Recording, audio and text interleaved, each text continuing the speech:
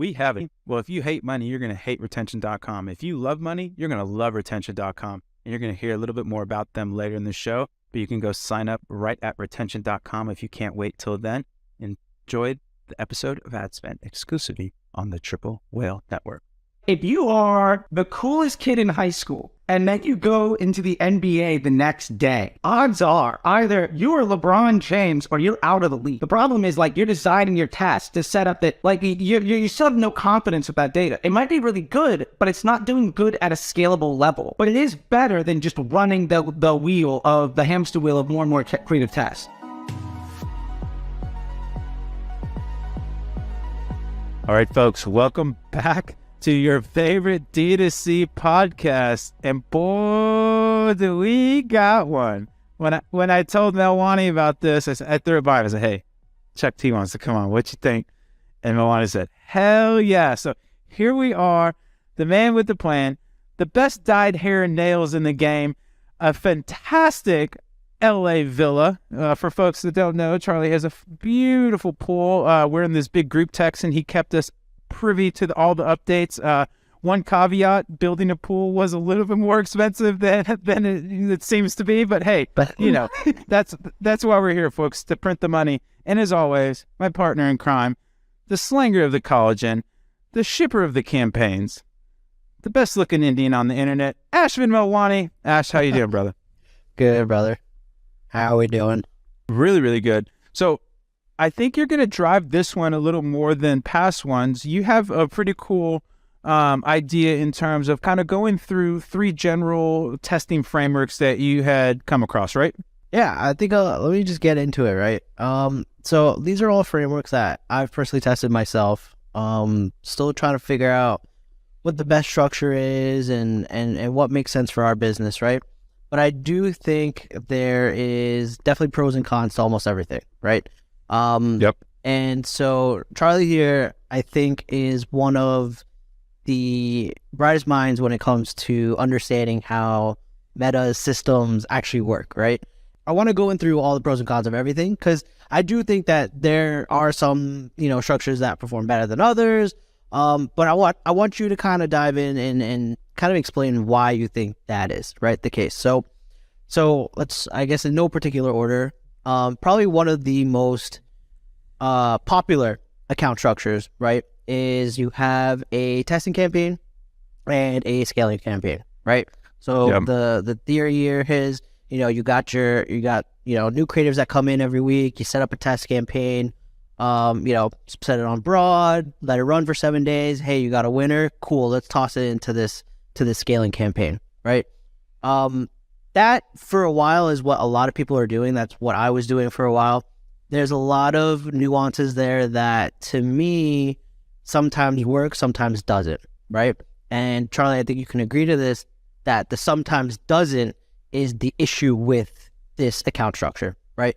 So say, for example, you're testing 4 or 5 creatives in its own environment at a low budget.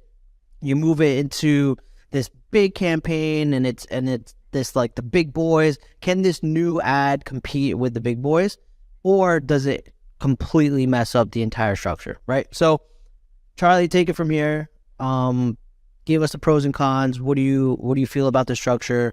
Why do you think it's so popular, and what should people really be focusing on? Yeah, well, thanks. And by the way, Rob, if you're in LA next week, Cannonball, I'm coming. I know. I'm coming for Geek X. I'm looking at the pool right now. It is warm. I got a hot tub. It can be heated, bro. You got your fancy little fireplace thing. I mean, just saying, chef's kiss. The place is impeccable. To get down to the nitty gritty here. I'm setting a timer so I don't rant for too long. Because I care, people. I care. So that being said, boom. So can I stop you for a second? The Charlie Redemption Tour is working. Never in a million years would you ever put a timer for your rants. I love this. Whatever you do, it's working. Keep it going. Okay, sorry, proceed. I'm trying. All right. Start. There we go. Okay, so first thing, why is it popular? Well, it's a very old strategy that absolutely works. And it comes from CPC and inventory-based platforms. So, for instance, if you're doing display or you're doing tabula or you're doing landing page testing, something along that lines, we have a set inventory, or say you're buying on a CPM basis for banner ads on like CNN or MTV or something like that. This is absolutely the way to go because the CPM is a constant cost and because you don't have control over the environment. So the inventory is a constant. So if the inventory is a constant, you're just testing to see what gets you the best result. So in that way, it absolutely makes sense to isolate your variables, see what works, and then amplify the one that does the best. The problem is, at its core, Facebook is not that. And it really hasn't ever been that. It is an optimized CPM environment, optimizing for the end user experience. So at its very core, the DNA of that test, where it comes from, is something that Facebook doesn't do. And part of the reason Facebook is so successful is because Facebook itself is predicated on using a completely different type of technology. So with that being said, a testing method for something that's obsolete, that isn't built for how the code is written, doesn't really make a lot of sense. The second pain point here is that I think most people have the mistaken opinion that your testing starts in your testing campaign, but it doesn't. Your testing campaign is seeing what lottery ticket do you want to actually install to your scaling campaign, and your test doesn't actually start until it hits that scaling campaign because it doesn't actually have to spend any meaningful money until it hits there. So you're pulling lottery tickets to see what you think your best chance is to actually start your creative test with. But you're saying, well, it's not total lottery. I've got wins, I've got losses, spent money for 7 days, launched 50 ads. Okay, great. Your winner had what? 3 sales? 5? 10? How many salesmen were doing door-to-door sales inside of that neighborhood where 17 people knocked on the same door every single day? Which one got lucky the most? Is that anything at $50 a day, $500 a day, that you want to spend $5,000 or $50,000 or $100,000 a day on? For me, that's a very low integrity data set built on a non-actionable set of data that I'm then risking the stability of my business on. And I think the other part of that too is because you're launching so many tests, how many different types of attention are you bringing into your store? Like any landing page test that you run, as soon as you change the ad or the targeting, basically becomes obsolete. So you're making every after the click optimization effectively null and void just so that you can spend the majority of your money developing losers that raises your cost of advertising across the platform. So you can then take a lottery ticket and bet your entire business on. And your standard operating procedures to do that faster and faster, more and more and more. And I don't see anybody saying that also isn't saying things like, I'm having trouble scaling or Facebook is getting more expensive. And really, it's not that you're having trouble scaling and Facebook isn't getting more expensive. It's that you're creating more harm and reducing the quality of the relationship with the platform. So as a result, it's less effective for you, which on a surface makes complete sense as far as I see. Okay, so a lot of points there. When you're saying it's kind of like this lottery ticket where you're like, all right, I'm tossing up some ads, it's getting some sales, and it's like, okay, it's producing some, decent CPA, but why would you toss that into something where you've been running a ton of money and you're spending, 50, 100K on with the big boys, right? What if, and I think the example you use, like, okay, this ad maybe got 5, 10, 20 sales. What if this ad has been running for quite a bit? What if you do have a substantial amount of budget that you've allocated towards testing where maybe that campaign does have, 2 weeks worth of data that, as you start to scale it up, in its own environment, it is producing results where, okay, I know that this has now gone maybe 50 to 100 conversions, not just 5, 10, or 20. It has a bunch of data, and then moving that over, right? What's the I guess the cons of doing that, or why is that bad? No, and I think there you're starting to leverage your bet. You're getting closer to the idea of I don't have a steady, like I'm running 50 creatives for a week, right? You're starting to hedge your bet by saying the things that win, I'm going to keep on. So I like it. You're moving further and further away from letting basically luck be your KPI. But we also have, so that's better. I would say on average, when I see accounts set up like that are doing that testing campaign generally doesn't, either one or two things are happening. One, that testing campaign doesn't take the lion's share of the budget. So it's like 500 out of 5K, or it's like, 10K out of 50,000. Like, it's a percentage. So even something that gets 75% of the pocket change, and it's winning, that is no indication of what's going to happen when it gets access to 80%. If you are the coolest kid in high school, and then you go into the NBA the next day, odds are either you are LeBron James or you're out of the league. The problem is, like, you're designing your test to set up that I'm never, you still have no confidence with that data. It might be really good, but it's not doing good at a scalable level.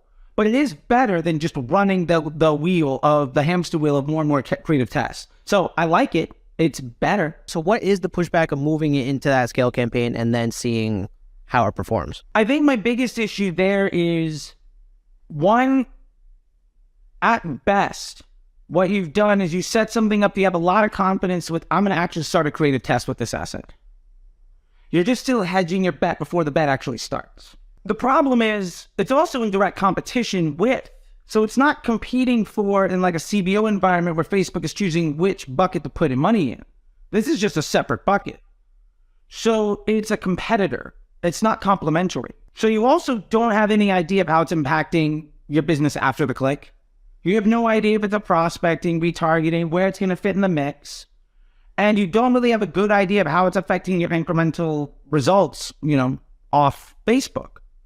So it's a much higher confidence way of testing things, but you're still sitting at a spot where I have no idea what this winner actually means to my business. And hey, look, probably, at least half the time or more, it's going to be good for you. And then at that point, my pushback is, well, great. So it took you 3 weeks to identify a winner that could have been a banger on day 3. Like, if it is that good, the opportunity cost is massive. So, I mean, if it's great, why not let it be great? And so if you wasted 90% of your budget to find something that's good and then takes you a month to get there, you could have had that success forever ago. And cash flow is king. You wasted 20, 30 days, then get something that then has to start and ultimately becomes a winner. That's a huge liability. The summary here is that instead of testing it separately and the hopes that you find this winner or whatever it is, that would have been proven if you were to directly test that against the big winners right off the bat. And if it was, you've cut down the timing that it needs to actually test something. And you've kind of like you just said, 3 weeks to get 50 to 100 conversions on a testing campaign versus let me just stick this in another ad set in a CBO that's scaled up to 10, 20K a day. And if it does get the spend and it is converting, I already know that it has the legs to compete at that level. That sounds like it's a cash flow and a time thing.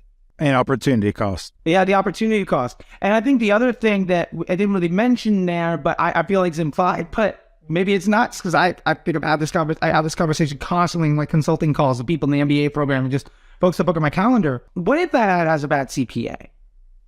Is that bad for you? The answer might be no. Like, I was just on a call with somebody earlier, like half an hour before this. These kids that are doing some great stuff, and like their bad ad gets all the spend, and as soon as they turn it off, their search volume goes down by like 20%, their email on take rate goes down by like 5 or 10. As soon as they turn that bad ad off, they lose a ton of money. Because Facebook shouldn't be your source of revenue. Facebook is a business model amplification device. You are buying attention. And your job as a business operator is to monetize that attention the most effective way. And if you are relying only on Facebook to do that, you are relying on one of the worst exchange rates possible as an investment banker. And very few people get rich buying really expensive money. So what you're saying then is the opportunity cost and the time to decision that naturally emanates from a testing campaign is not that valuable. It's much better to throw somebody in the fire. Can you go kill and get me conversions or what have you? And then from that, because I don't have a testing campaign per se, I'm also adhering to an axiom of simplification, where I just have this amazing campaign that I can just chuck these killers into, and then you either swim or die. And if you swim, here's more money, go buy a boat. Yeah, because you know 3 things to be true. Number 1, if it doesn't earn spend, it's not good. I don't care what you think about it. I don't care what your creative director said. I don't give a damn what anybody said about it. It doesn't earn spend. It doesn't meet your business partner's objectives. Yep. It's a liability to your relationship and buying attention, and then your business model of monetizing it. So it's net negative for you. To summarize that, right? To say that in layman's terms, this ad, these 4 new ads that I had my creative team put out, this and that, hooks, discovery, research, that ad against what I've been running for the last 2-3 weeks at 100K spend, this and that, does not compete against these 3. Why bother even tossing it in there? That's basically what you're saying. Yeah. I mean, when you do toss it in, it basically, Rob and I are fantasy football league. So use a fantasy football, I'll use a fantasy football term. As a wide receiver, target share is earned. You get thrown the ball because you're good. Now, there's a bunch of things that can happen, but good wide receivers get thrown the ball roughly 25% of the time or more. One, sorry for the sporty ball analogies if you're not in sports. So wide receiver is the person that lines up outside. They're usually tall and really good catchers, and they can run really fast. I was just going to push back and say that I think that you actually get targeted not because you're good, because the quarterback prefers to throw to you. A lot of times the quarterback prefers to throw to you. Why? Because you're good. So I think you have the causation inverted, because at the end of the day, Facebook is the quarterback. And if you're good, they're going to throw you way more impressions cheaper than this other receiver that possibly could score a touchdown and have this Tyreek Hill style speed, but I don't know if they're going to catch it. So I'm going to actually go to this other person that I know I can rely on to catch. Facebook's business model as a brand, what they do is they retain attention for as long as possible. Google and Amazon, their business model is to get you off of Google and off of Amazon as quickly as possible. So the business objective of how to be good at Google and how to test for that is, how do I give somebody what they want so they leave? Facebook is, how do I give somebody what they want so they'll stay? So if that ad doesn't get spent, Facebook and whatever they've decided is, this is a liability to our business model. You've given us 12 choices. This choice costs us money. We're not going to let you do it. We're not going to spend there. Or if we do, the CPM is going to be really high. Or so it's going to get leveraged out. So if that ad doesn't get delivery, it's a clear sign that for whatever reason, it's ultimately not meeting the business objectives of your partner. And ultimately, you don't have control over what ads get shown in debut. And if you did have control, that would require you making literally thousands of decisions every second, 24 hours a day. That's impossible. So it's a machine, right? And so your job is, how do I set up my business partner to be effective? Because at best, I can only micromanage a bunch of variations of my business partner. And usually when I do that, I get a much worse result. What do you say to the people who are like, okay, well, I've spent $5,000 on this creative. I need to see if it has some legs or whatever it is and if Facebook's not going to spend on it, well, I have to force spend on it and see what happens myself, right? What do you say to that? Great question. Yeah, I get that a lot. And I will say this. Generally, one of 2 things happens. And believe me, I've in my day, I've done that probably 1,000 times. You spend a couple $100 million, you do that a few times, right? And I will say basically one of 2 things happens.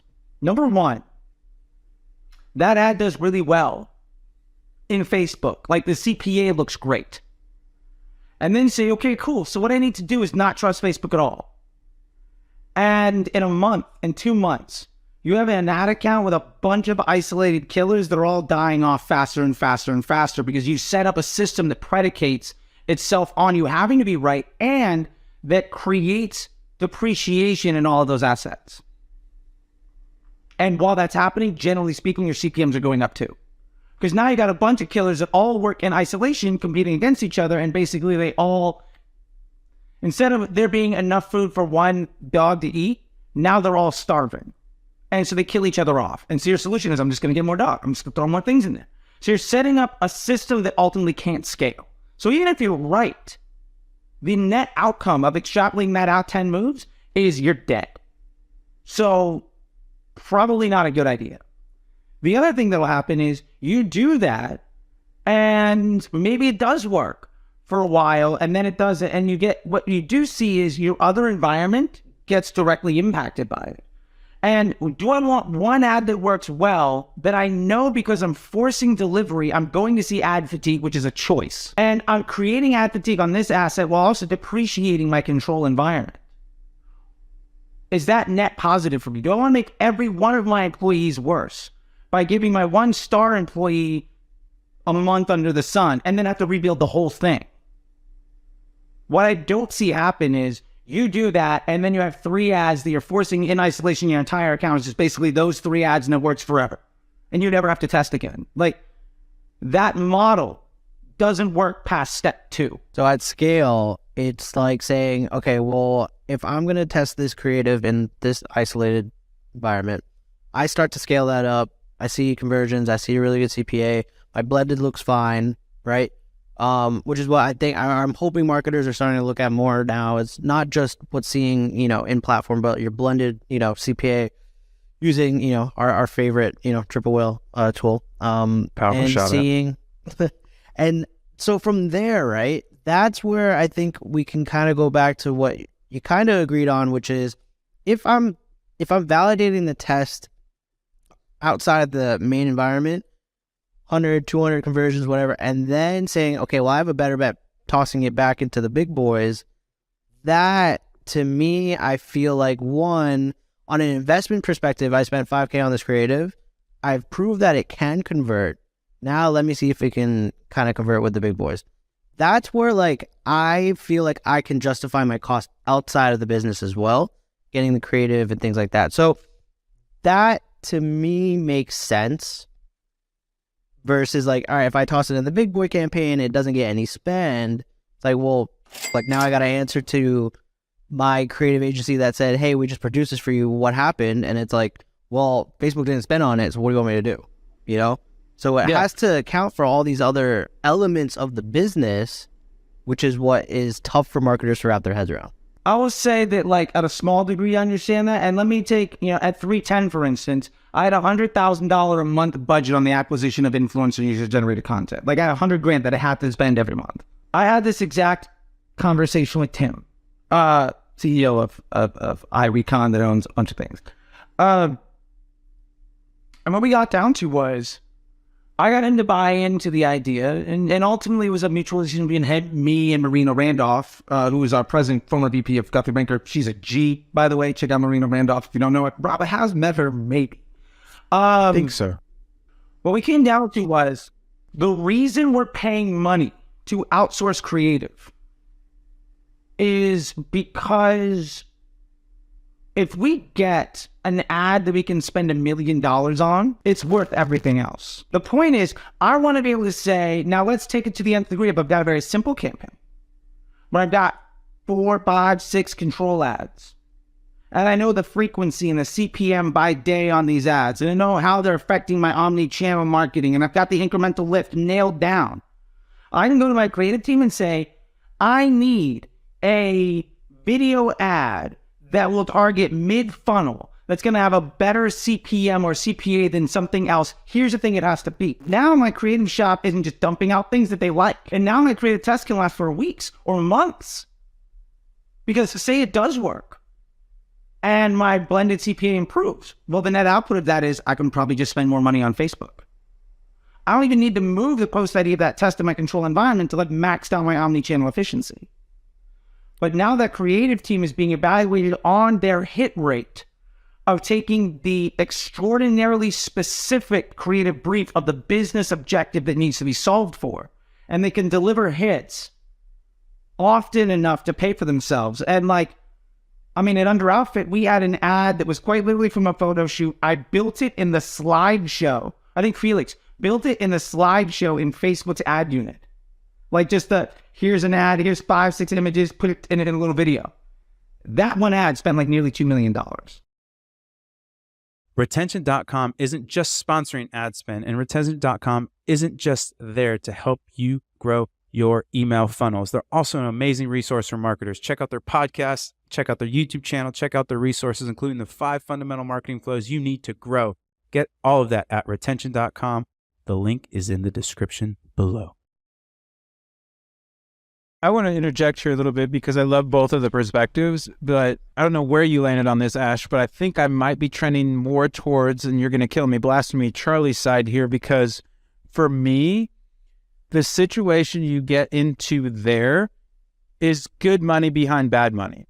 If they created an ad that is not performing, do you really want to spend $10,000 to validate that this ad does not perform or whatever percent of budget? And so I think for me, it's a little bit more what Charlie's saying is that you need to have the creative agency more aligned with what you want out of them. And there also needs to be, if $5,000 isn't a lot of money to that business, that's fine. But I'm more of the ilk of, because I've done this as well, where, RIP, the creative agency, but we were building ads in Canva that were destroying these high production ads. And so it got to a place of like, dude, we don't need to spend like $20,000 to run this ad account on creatives. Let's spend it more on ads, or let's throw events, or to Charlie's point, let's hire influencers. And so I love the example because I think it comes up a lot, but I think that it is, it can be a bit of a siren song of like, oh my gosh, I spent all this money on this ad. Like, can flip it into brand awareness, start smashing it across organic, start trying to get some more mileage out of it. But just like there's a economic thingy to get nerdy, of sunk costs. Like that money spent, dog. You pumping the tires on this car that doesn't have an engine. Like, is that really like, I think one of the jobs of media buyers or CMOs or marketing leaders is capital allocation. Maybe you took a bet in that you got the $5,000 done, and it's an amazing video, but in your heart of hearts that like, this isn't a pro, this isn't it's not going to win. And so how can I get the maximum amount of value from this asset without having to put good money behind bad money? So that would be my only pushback to that thing. And again, I think where it gets really tricky is when this is the founder or a high up's brainchild, and you have to be very understanding of the politics of that, because it's very hard to call your baby ugly. And so what I would do is lay out the land of like, okay, cool, we spent X amount of dollars on here, you have me budgeted for Y amount of dollars. The signs of this video popping off compared to historicals are not great. Very rarely do you have this come from behind. Like, if anything, Facebook is not a come from behind story. Like, you win or you don't. And so then you get to a place of like, here's what's going on. But at the end of the day, it's their money. As long as you can show them, hey, this is the path you want to go down, and you want to go put a bucket of money and light it on fire, and you want me to report on that, that's totally fine. But that's probably what's going to happen. I think that's kind of the best case scenario you can get when you have a lot of vested interests in a certain creative doing well, because I've had that before, and it is, it's awkward where it's like, not to have the crass analogy, but you don't want to give lump sums of money to addicts. It is what it is. That money, that money is gone, dog. That money's gone. No, and it makes total sense. Rabbi, I got a question for you, because I think Charlie, the theory and the strategy here makes complete sense. I'm on the same page, which is why I messaged you even this morning. I said, hey, I've been testing this. I have questions around it, but what your explanation makes total sense. Rabba, question for you now, right? Because what you said also kind of like, as a founder or operator who kind of understands this, right? But now you have a team we're moving away from like the tactics of like ad account structure, but say you have the team where like I have my video editor who's taking his time, editing videos, this and that, all for him to come back and say next week, like, hey, how did that one video perform? I was really looking forward to that and seeing what happens there. and I have to go and say like, well, Facebook didn't spend anything on it. We got to move on to the next idea, right?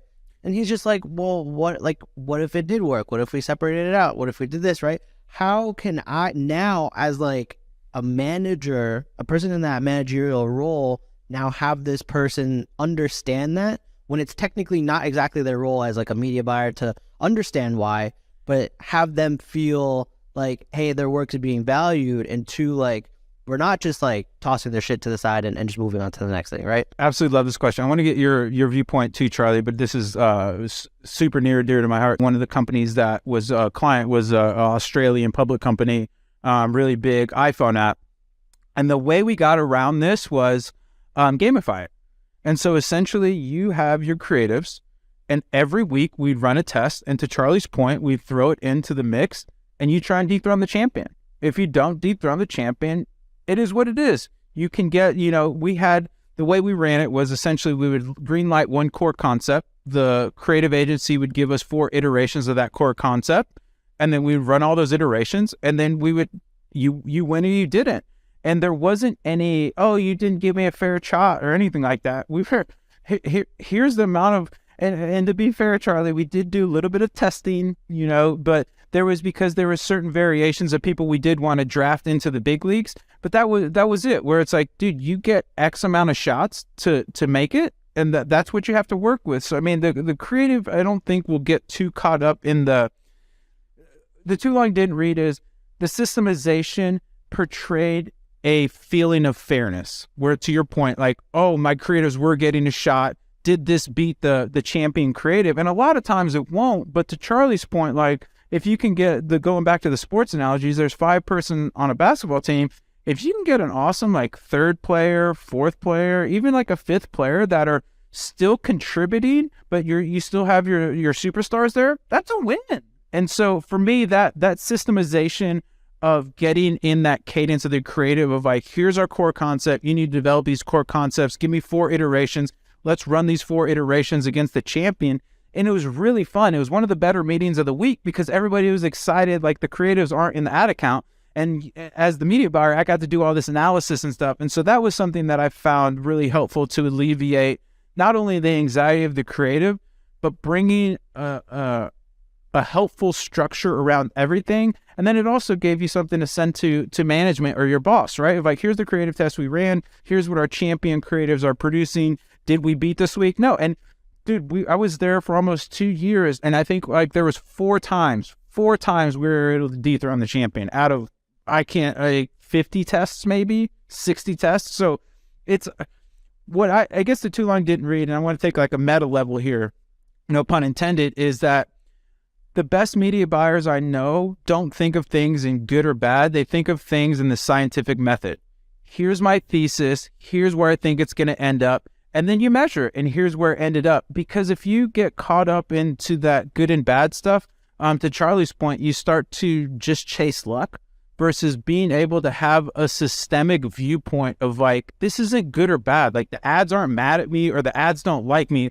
This is totally amoral. Yeah. It's just, is this the system I'm running? And is this system producing the results I want? Okay, this experiment did not. That's great. There's some learnings that I can integrate where, hey, I don't need to put males in my ads. They are absolutely not working. So now I have an even more tighter brief to then give to my creative of like, never use imagery of males. It's not working for us. It doesn't. And so that's what I would say is like, the more you can get into that systemization and the more you can shift your framing from successful or unsuccessful versus thesis verified or thesis nullified, I think that's just, and candidly, it's a better place to be in your head because you start to get the ego starts chirping at you. Yeah. But that's kind of my little soapbox speech. Keep the emotion out of it. Yeah, I mean, yeah. But that's my take. Where are you at, Here's Charlie? what I've done, especially when we've had like the in-house, because it's the out-house. Like, oh, you're unhappy with that? Cool. I'll just take my business elsewhere. Like, whatever. You're getting paid, so whatever. That's on you. Right? Like, if it's a vendor that I'm paying them like $5,000 a month, that's your motivation.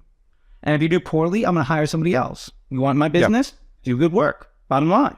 And if I believe in your work and we communicate, you're going to be on the team because I need like one hit every like 6 months for it to be great.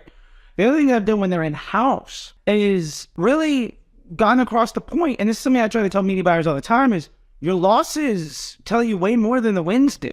Everything lost. Yep. Okay, well, what worked, what didn't, right? And you set it up in a dynamic creative where now you're really leveraging machine learning.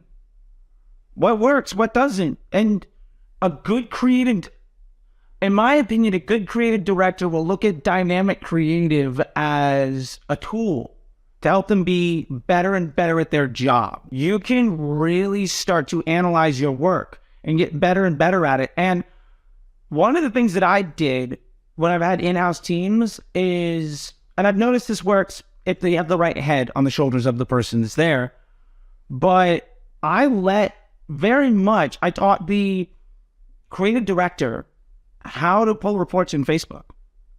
And I literally was like, these are the ads that are spending, these are the ones that aren't. Like, this is what's working, this is what isn't. And then we would have conversations of like, how can I work with you to dethrone, as Robert put it? Like, how do we work together to make that happen? Fun.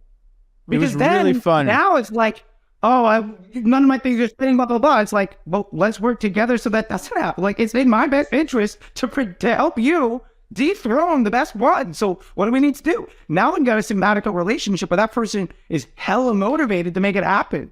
And to be fair, when that new ad comes in, that means we go from 25,000 to 30,000 a day, or 60,000 to 85,000. Like, everybody feels that, you know. And to just kind of reiterate on that sunk money thing, just to give you an example, just the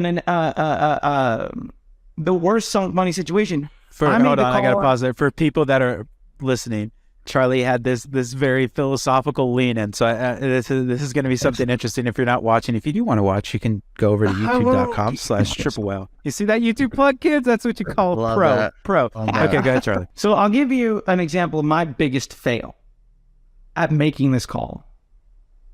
It was a $100,000 call, and we lost another $175 on me chasing it, and I got written up badly by somebody who's like, I don't know what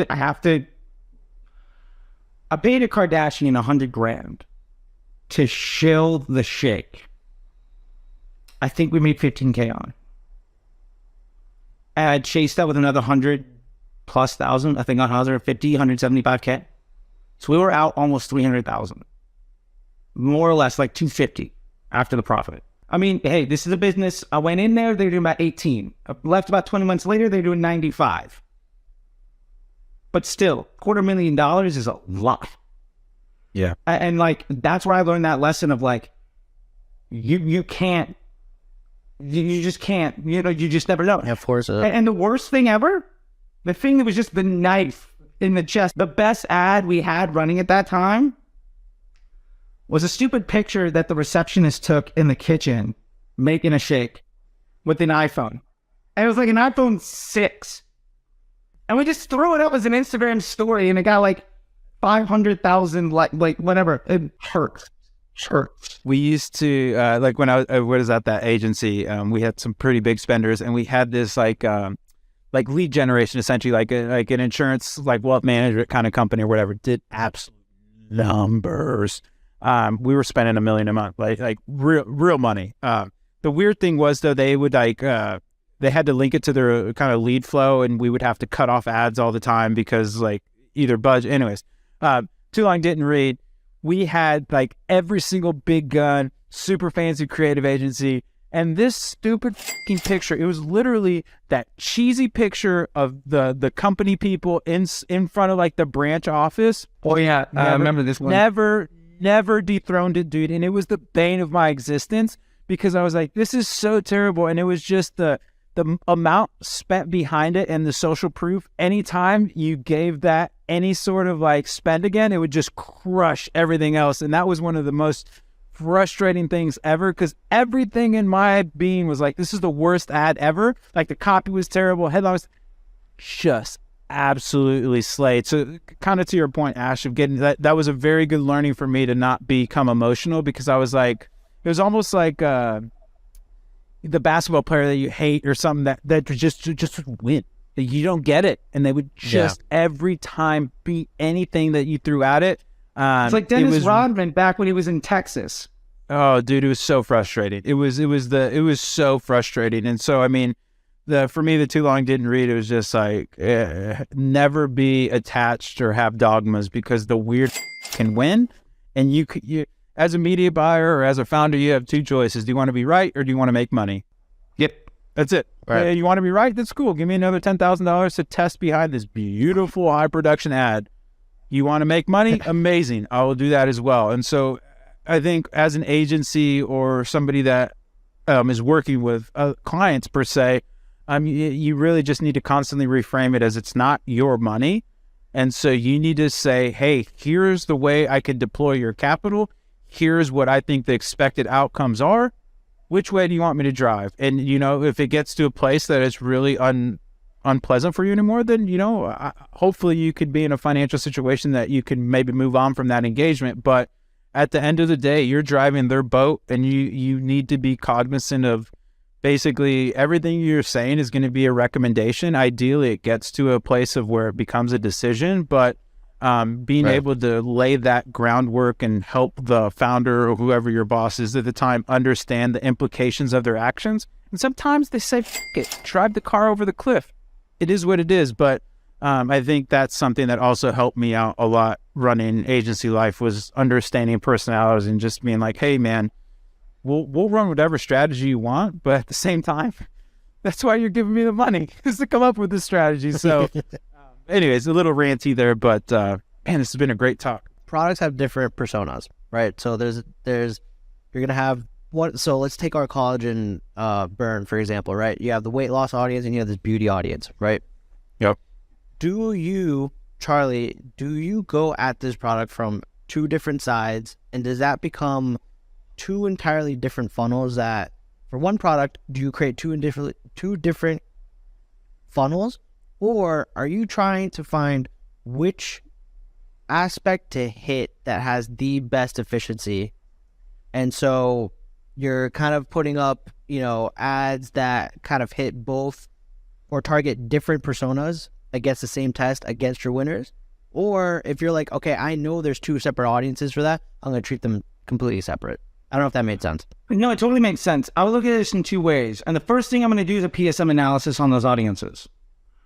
I want to know, that beauty buyer, do they behave the same as the weight loss buyer? Or right? Do they behave the same?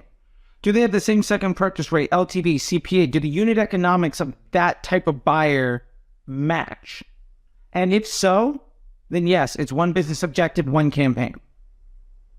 If the unit economics of that attention are different, then I will separate them out with different business objectives. And ultimately, one of them is probably going to be better for me. And to be fair, under outfit, I know that a woman under the age of 35 that buys a bra, she's going to come in and buy one. Then she's probably going to come back and buy three, get one free, and then trickle in on a new one every few months and drop a color. I don't want to know the age of 55 is just going to have to buy three, get one free every 4 to 6 months. She's more expensive, same product. The LTV on the older woman, much better.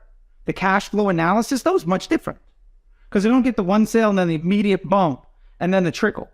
Where I just get the hit.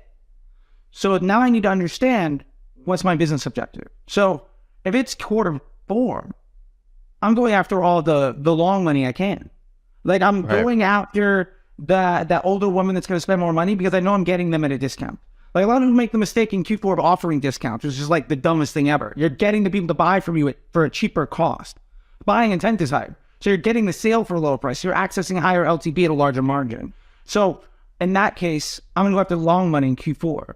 Q1, I'm going to go after the short money. So by the time Q2 comes back in and we see, oh, it's April. Oh, my costs are rising. What's wrong with Facebook? This has happened 10 years in a row. By now, you should expect it. And what happens for me? The long money from Q4 hits and the short money from Q1 hits. And so now Q2 and Q3 is all CRM. And I can work on my business model. What can I do better as a business? So that when Q3 and Q4 hits again, I can vault even higher. I've done it a few times, and I'm now 5 businesses in, just making 8, 9-figure businesses for an exit, and I'm about to do my 6th in the last 5 years. There's a pattern. There's other ways of doing it. Some people might go retail. Again, congratulations on the big contract, right? But if you have different unit economics for customer journeys, I want to identify those unit economics and then understand which one best meets my business needs as far as cash flow and inventory management are concerned. Makes sense. So because there's a lot of talk around creative like ideology where it's like, all right, well, I'm going to have a hook for this or a hook for that, right? So like, say, for example, again, using collagen as an example, the hair aspect of it versus like the skin aspect of it, right? Sure, there's overlap between those two customers, but if somebody really cares about their hair situation versus their skin situation, are you going to kind of put those against each other and see what kind of comes out at the end? Or because they're kind of two separate audiences, are you going to separate that out? Is a hair customer worth the same as a skin? And the honest truth is, maybe a hair customer has a lower CPA and the LTV is terrible. Well, I'm going to make the decision. I'm basically never going to buy that person. Right. Because Makes ultimately, sense. too, like, what am I spending? $50K a day? $100K a day? Do I need to focus on a different type of buyer? Probably not. So, am I going to cost, if I can make a nickel or I can make a quarter, I can make a profit on the nickel, but it costs me 20 cents to do it. Maybe the hair buyer, I lose 20 cents of opportunity cost every time I buy that customer. And it hurts my inventory because now I got to stock two different types of things. My supply side, my pack and ship, my bundle offers, I got to now test two completely different email flows, two completely different like landing page tests. I got to do with different types of customer service. Like the post-purchase costs aren't double. They're like triple or quadruple because of the complexity. At the end of the day, I'm making my business way more difficult so that I can make less money. And I have to work harder to do it, which objectively makes no sense. So like, well, what if you just started, right? What if you don't have that LTV data? Like, what do you want brands to do? I mean, you do. You do have LTV. If your LTV is one purchase, that's your LTV. And that data will evolve as you get more sales. Right. But if you've been at 30 days, your LTV purchase is one set. What can you do to get a second purchase? Then shift your business in order to get you the best second purchase rate. So you're reducing your cost per acquisition, including the blended, and then your business model evolves. Right? You're still testing. You're still going to test everything until you can figure out what happens month 3, month 6. Sure. Yeah. And then if my business needs change, I will change that up. Like I said, Q1 is short money. Q4 is long money. Q2, Q3, I'm letting the CRM come in and I'm going to improve the business model. And if I can continue that flywheel, for the last 5-6 years I've been doing that, and the net result is exponential growth. I mean, Under Alpha went from $50K a month to $1 million a week. 310 Nutrition went from 18 million to 95.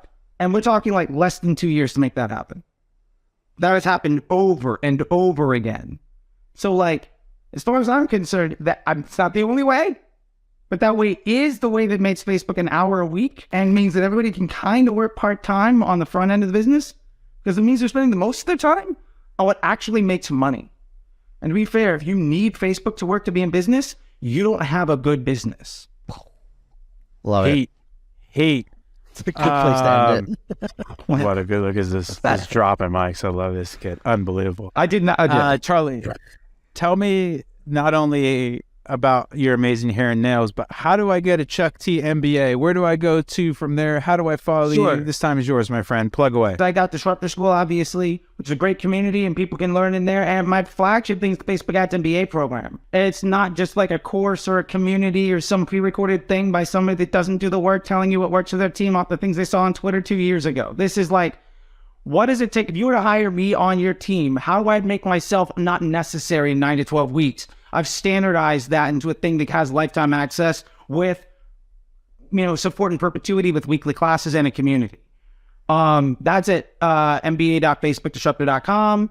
You can check that thing out. And disruptorschool.com. You can go to enroll in Disruptor School and just bypass all the nonsense. But at the end of the day, I got an inch deep, mile wide. That's Disruptor School. If you want to be like, man, I wish I could just hire Charley and there'll be everything I need for the next 3 months, that is MBA program. Facebook Ads MBA program, Google it. It should come up. If it doesn't show up, then clearly I'm not good at my job at digital marketing. And like, that was probably the single highest payback investment. What I will make is I will tell you this. You're going to get the standard operating procedures and the support to take you to what you need to be successful. What you're not going to learn is how to be great at everything. Because I'm not like some mid-20, late 20-year-old kid that's going to promise you how to be good at every single platform and copywriting and everything else and charge you $12K to do it and all this other nonsense when I haven't even had to deal with the problem inside of a thing called a bull bear market. Like, I've done this over and over again. I've been doing it for like a decade. Over $1 billion in revenue driven. How do I make myself so you don't even need me? That's the Facebook Ads MBA program. Boom. There we go, folks. Go get you some knowledge. Now, after you get your Facebook MBA, you might jump in the car. You might turn on a little LCD sound system, hit the window, Nice. drive by some stores, and then all of a sudden you just see the shining, glowing sign, and it catches your eye. It says Vitamin Shop. And then all of a sudden I think to myself, what do I do? And when I have these types of questions, I text Ash. If I text you, Ash, that I'm sitting outside a Vitamin Shop, what would you tell me to do? Why the hell are you sitting outside? Get your ass inside and pick up Avi Super Collagen Protein. Let's go. And post it on Twitter. Send me a picture. But yeah, catch me on Twitter at @AshMelwani. Mentor Pass. Season 2, Chew on This, is in session. Has some really cool guests. Got him. We got Nick Sharma coming on tomorrow night and Alex Bella from Postscript. So we got some heavy hitters.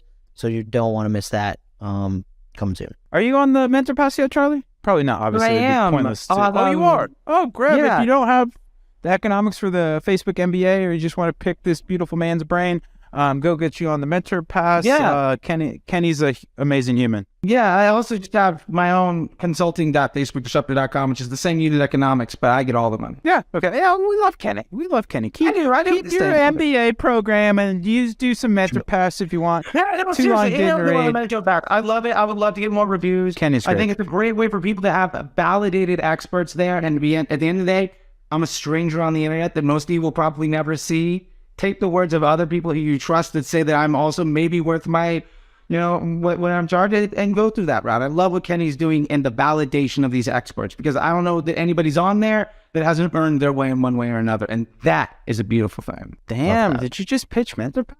Yeah, let's go, Kenny. Let's go. We need to get Kenny back on. He's doing some really cool stuff over there.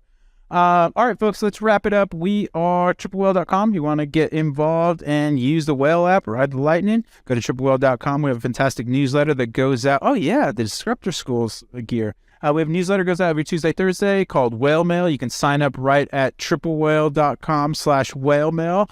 For people that are listening, Charlie is distractingly modeling his cool new Disruptor School merch. What else we got? We got another sister show. You're Not Your ROAS. I sit down with some of the best and brightest, and we go through their journey as either operators, founders, etc. You can catch all of that on your favorite podcast network, You're Not Your ROAS, Adspend. If you can, throw a review on this and or sub to the YouTube channel. Like I said, it's youtube.com/triplewhale. We post all of our podcasts there if you prefer to see our beautiful faces and Charlie's wonderful hair. The last thing, merch giveaway. What's the safe word, Charlie, for this episode? Oh, the safe word for this episode? Let's say it's pine. Didn't we get that already? There's too many swingers that come on this show. We've already used pineapple. Look, let's, we don't have to use pineapple. Call it the brown acid. Let's go with that. Give me one more swing. I can't be promoting the hurrah here. Come on. Give me one more. Give me one more swing here, kid. You are 0 for 2. Do not strike out when we pick a word for you. Oh, give me one more. My dog's over here, so let's go after this guy right there. That's Barkley. Oh, I love Barkley. There we go. Amazing. Okay, so message me at Robert Rahill on the Twitters or at Robert Rahill on LinkedIn. I can't believe you, Charlie. You did not disappoint. At Robert Rahill on Twitters, at Robert Rahill on the LinkedIn, Barkley. And we'll get you hooked up with some awesome Triple Whale merch. And Charlie, dude, thank you so much, man. It's been really cool to be a part of your journey. And for people that don't know, Charlie and I go way, way back. We actually had our first podcast together. It started out. So definitely go check out his stuff. Obviously, Ashvin Melwani, the man with the plan. Go follow all his stuff. You've been doing some work on Twitter. I don't know if I've been not missing your stuff in the past, but it feels like you're pushing the baby. Yeah, you're putting out some really awesome content. So go follow both of these wonderful humans. And that's it. That's all we got for you. Another ad spend in the books. Thank you so much for being a listener, and we'll see you guys next week. Bye-bye.